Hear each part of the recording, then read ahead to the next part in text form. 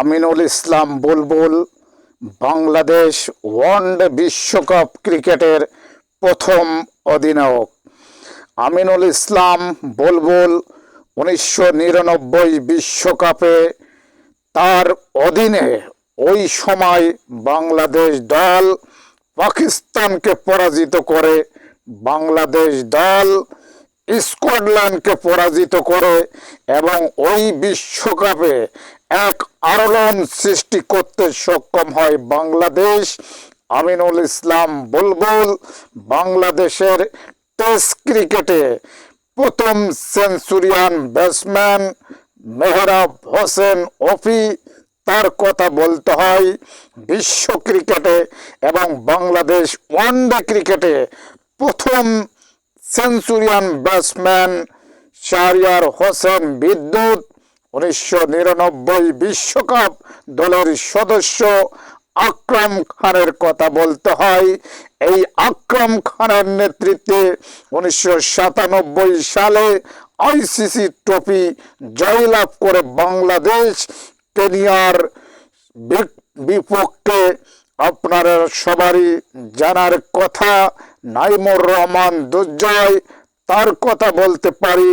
নাইমুর রহমান দুর্জয় বাংলাদেশের প্রথম টেস্ট অধিনায়ক। মিনহাজুল আবেদিন নান্নু 99 বিশ্বকাপের দলের সদস্য। ফারুক আহমেদ 99 বিশ্বকাপের সদস্য। ওই টাইমে বাংলাদেশ দল কি অসাধারণ ক্রিকেট খেলা উপহার দেন। খালেদ মাহমুদ সুজন পাকিস্তানের বিপক্ষে তিনি 3টি উইকেট জয়লাভ করেন। অসাধারণ তিনি ব্যাটিং উপহার দেন। খালেদ মাসুদ পাইলট, তার কথাও বলতে পারি।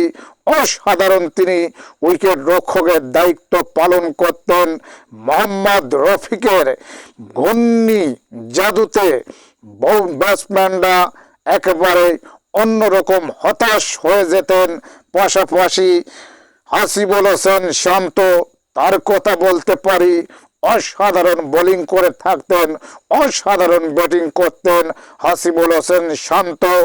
এবং তাদের ওই টাইমেই এবং তাদের অধীনে বাংলাদেশ দল আজকে ওয়ানডে ক্রিকেট খেলা করতে পারে, আজকে টেস্ট ক্রিকেট খেলতে পারে, আজ টি20 ক্রিকেট খেলতে পারে।